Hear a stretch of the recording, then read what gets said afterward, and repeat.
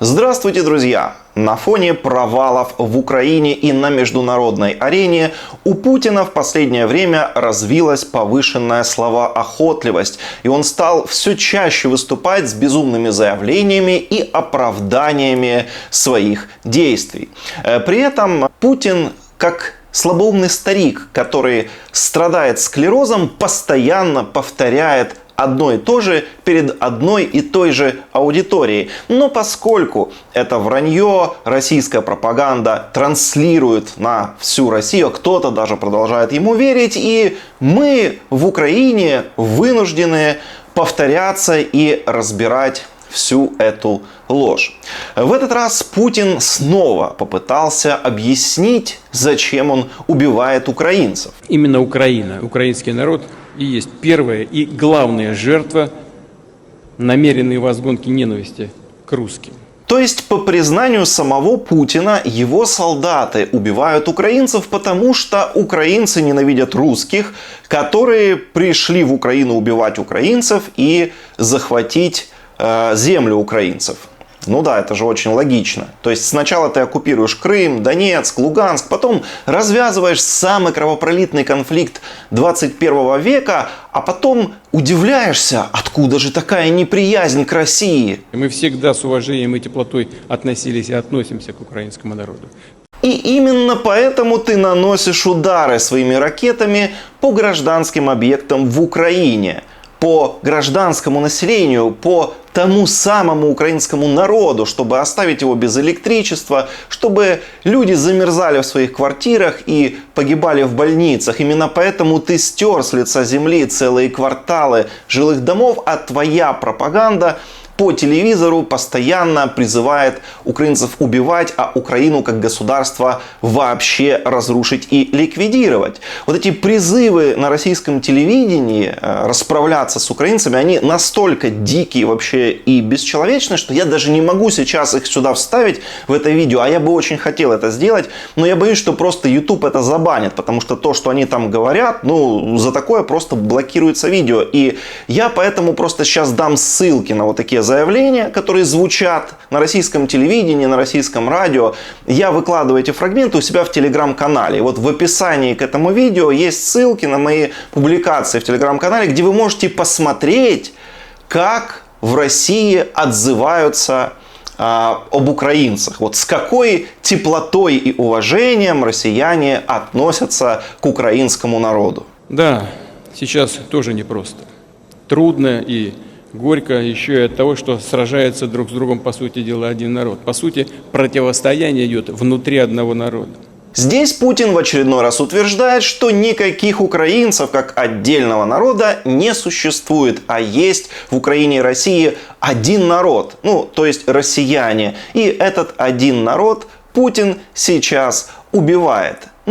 Понимаете, россияне пришли убивать украинцев, потому что они любят украинцев. И они убивают украинцев для того, чтобы заставить оставшихся в живых украинцев любить Россию.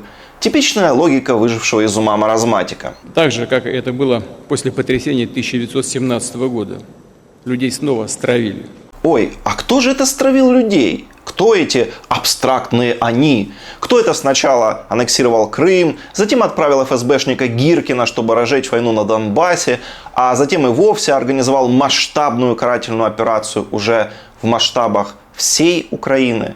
Этого человека зовут Владимир Путин. Это вполне конкретный человек. Это не какие-то там абстрактные «они». Хотя, может, это он о себе, так знаете, как мы, Николай II, да. Но в том-то и дело, что именно Путин несет за все это ответственность. Он конкретно все это подписывал, все эти указы. Это он отдавал эти указания. Это пропагандисты, которым он платит, годами разжигали эту ненависть и стравливали людей. И это Путин военный преступник. Это он должен нести за всю ответственность, а не абстрактные «они». А дальше вообще началась классическая история. Чтобы оправдаться за собственное преступление, Путин стал приписывать свои преступные планы другим государствам. Сейчас мы видим объятия руководителей Польши и Украины. А идейка-то, она жива. И идея поглощения Украины, она никуда не делась. Но это никто почти не знает. Это только в архивных документах.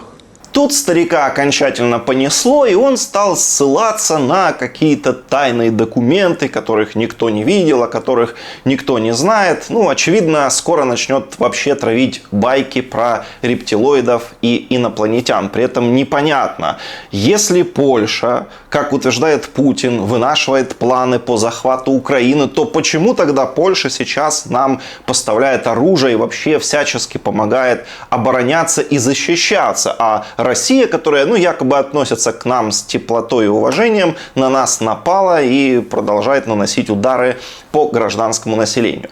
В принципе, понятно, почему Путин без конца повторяет вот эту дичь, без конца повторяет одно и то же. Таким образом, он просто оправдывается за те преступления, которые он совершил. Ведь на самом деле, в глубине души и Путин, и российское общество в целом понимают, что произошло действительно страшное преступление, что они совершили величайшую подлость. Себя-то не обманешь, да? И оправдываются они сейчас в основном даже не перед нами, а сами перед собой. Это они себя убеждают, что вот иначе нельзя было, они действовали правильно. Именно Путин поэтому постоянно повторяет, да, что его вынудили, что у него не было другого выхода, что ему очень жалко людей. Он оправдывается за свои преступления, понимая, что он преступник. Но что бы он ни сказал, оправдаться за те военные преступления, которые он совершил, невозможно. За них все равно придется отвечать. Путин уже вошел в историю как военный преступник, а Россия будет еще очень и очень долго расплачиваться за то, что он натворил. Поделитесь этим видео, друзья, и подписывайтесь на канал. Это тоже очень важно.